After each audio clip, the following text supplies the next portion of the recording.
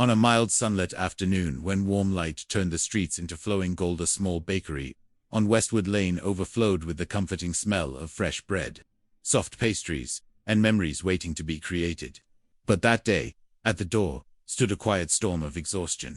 A thin, worn-out woman named Lydia stepped inside, her clothes smudged with dirt and her face marked by worry that had lived there far too long. Beside her, holding tightly to her sleeve, was her young daughter Maya, whose wide, tired eyes still carried the faint shimmer of hope that only children manage to keep. Lydia hadn't eaten since the day before. Maya's last meal had been a bruised apple, split unevenly between them. And now, with trembling courage, Lydia had come not to buy anything, but to ask for what most people threw away without a second thought. Inside the bakery, everything felt painfully luxurious to Lydia. The neat rows of warm loaves, pastries that gleamed like gems, cakes decorated like treasures meant for royalty. She kept her gaze low, afraid of meeting eyes that might burn holes in her dignity.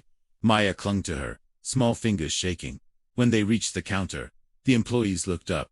Their polite smiles faded not out of cruelty, but uncertainty. Lydia's voice trembled as she asked the question she'd rehearsed all morning. "Do you have anything expired? Anything you can no longer sell?" Just something she could give her daughter. Something sweet. Something that resembled a treat. What Lydia didn't know was that someone else had been watching.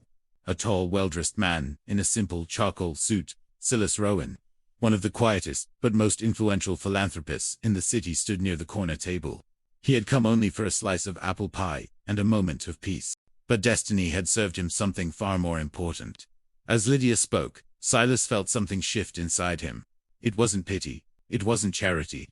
It was familiarity, a reflection of a loss he knew too well. Years ago, he had buried his own wife and daughter after a terrible accident. His heart had been locked shut ever since. But here, in the quiet glow of a humble bakery, the trembling voice of a struggling mother cracked open a door he thought was sealed forever. The workers hesitated. Their boss had strict rules. No giveaways before closing. Their silence made Lydia's cheeks burn with humiliation. She almost turned away. But hunger welds people to hope, even when hope hurts. Little Maya's eyes drifted toward a cake topped with strawberries behind the glass. She didn't ask for it. Children like her learn early which dreams are allowed, and which ones aren't. Silas noticed everything. The fear, the hope, the dignity fighting not to collapse. Something broke inside him gently, painfully, humanly. He stepped forward, without announcing who he was, without flashing wealth or demanding attention. He simply approached the counter and ordered the freshest cake, to warm meals, pastries, sandwiches, and anything else that could bring life back into two exhausted souls.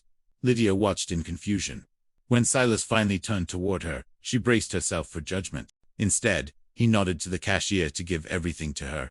His voice soft but steady. He said only, "Please, take this.